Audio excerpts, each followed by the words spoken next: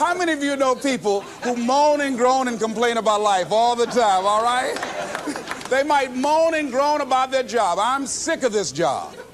I'm sick of you.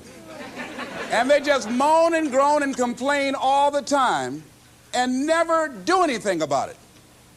They haven't got to the point where they're sick and tired of being sick and tired. They just have enough energy to complain about it, and they consider that, in fact, they believe that that's equivalent to doing something about it, just complaining. No, that can't get you where you want to go. That cannot create your reality for you. The other thing that keeps most people from realizing their true greatness and their true potential, circumstances, their environment. There are many people who believe because of where they're born, because of the area where they are in life and where they find themselves, that's all they know. Given my circumstances, ladies and gentlemen, I shouldn't be doing what I'm doing right now. See, I know something about you, even not knowing you, that you've got greatness within you. You have the ability to do things that you can't even begin to imagine. You have talents and skills in you that you haven't even begun to reach for yet. No one could have convinced me, given my circumstances, given my background, that I would be doing what I'm doing right now. I was born in Liberty City on a floor on 62nd Street, my twin brother and me. When we were 6 weeks of age, we were adopted. When I was in 5th grade, I was identified as EMR, labeled educable mentally retarded, and put back from the 5th grade into the 4th grade, and stayed in that category until I got out of high school. I have no college training, but here's what happened. I had an intervention in my life. A man who saw something in me at a time that I did not see something in myself. I never forget being in his class one day waiting on a friend of mine who was there to rehearse for a play. He did not show up, and he asked me to go up to the board and write something on the board. And I said, I can't do that, sir. He said, why not? I said, I'm in a special education class. He said, what do you mean? I said, go up to the board and write what I'm about to tell you. I said, I can't do that, sir. Why not? I'm educable mentally retarded. And he came from behind his desk. He said, don't ever say that again. Someone's opinion of you does not have to become your reality.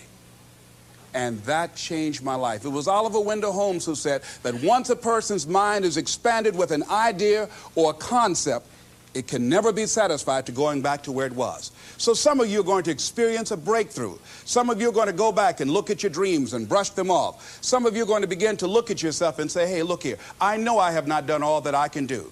Whatever goal that you have in mind, I want that to be a goal that will challenge you, something that will make you stretch. It was Osborne who said, unless you attempt to do something beyond that which you've already mastered, you will never grow. What is it that you looked at some point in time and you decided that you couldn't do it, that you talk yourself out of it? Whatever it is, bring it back out there. How are you going to do it? That will come to you in due time. So you don't get in life what you want, ladies and gentlemen. You get in life what you are, not what you want. And see, the good news is that we can always become more by working to develop ourselves. So the first process of making this your decade, you've got to begin to take a look at your life and look at where are you right now? What are your strengths? What are your weaknesses? What gives your life a sense of fulfillment, a sense of joy? What does a full, rich life means to you? What is it that you could love doing 7 days a week that'll bring a smile to your face? Think about that. In all the areas of your life, your professional life, your personal life, your family life, your spiritual life, what is it that you'd like to have? Once you begin to determine that, that takes you to the next step. And that is, once you decide what it is that you want, now you've got to decide that you deserve that. Repeat after me, please. I deserve the best that life has to offer. I deserve to find my purpose in life. Shake somebody's hand on your right and left and say, find your purpose.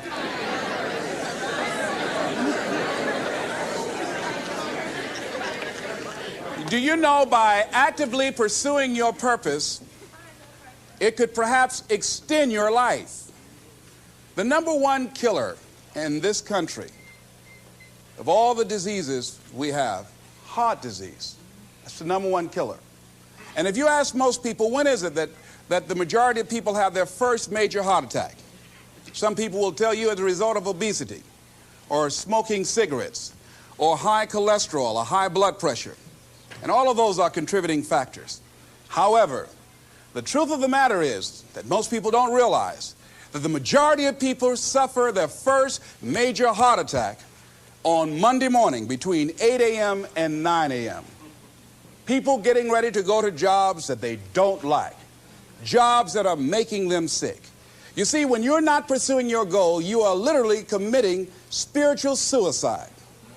When you have some goal out here that you're stretching for and reaching for that takes you out of your comfort zone, you'll find out some talents and abilities you have that you didn't know you have.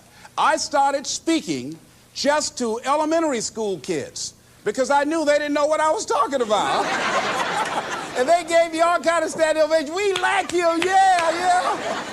Then I graduated up to junior high school and then to senior high school and then to various community groups and church groups and civic associations and then to colleges and to businesses. Now I'm traveling across the country and then traveling nationally and internationally. But I never would have discovered what I'm able to do right now if I wasn't willing to take a chance. And you've got to be willing to do that. You've got to believe in yourself. I was doing work for a major corporation and they were having a major downsizing. Just another terminology for major firings. And so the people that were working there, they approached them and said, listen, you are eligible for early retirement. We will give you a buyout package of $300,000 if you take it within this time frame.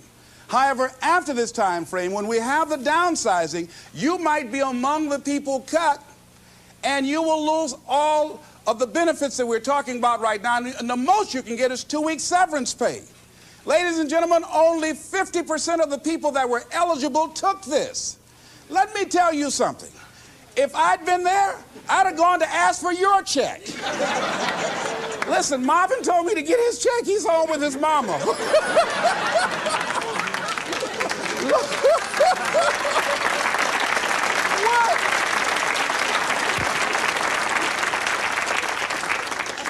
I would have taken that money so quick and had other people checks. They said, Les got your check. See, ladies and gentlemen, life is too short trying to play it safe. It's too short and unpredictable, being miserable. It's too short for that. Here's the thing. There's no safe position in life. Let me tell you why. It's a quiet secret that most people don't realize. You can't get out of life alive. Hello, you can't get out of life alive. So there's no safe position. You can die in the bleachers or you can die on the field. You might as well come out on the field and have a good time, right?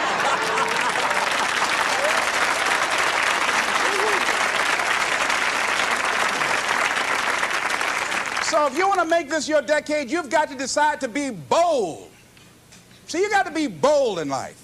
You got to take life on. I remember I was at a major corporation. I had to give a presentation, and there were two guys sitting across from me, and the guy said to the other fellow, looking at the last two finalists, and that involved my firm and their firm, said, listen, looking at the credentials, this guy doesn't have any credentials.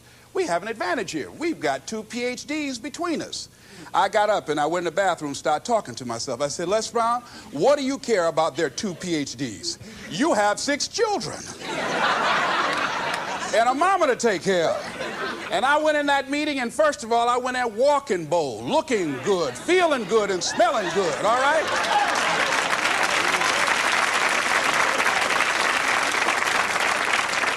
And I sat across that table and we started negotiating, and I operated in a spirit of absolute certainty.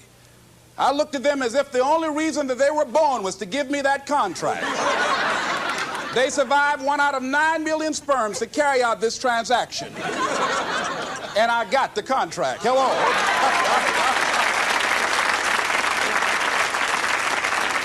So you've got to decide to be bold. Most people go through life trying to creep. No. Trying to be casual about it. No. You go through life being casual, you'll end up a casualty. No. You've got to be bold in life. You've got to take life on.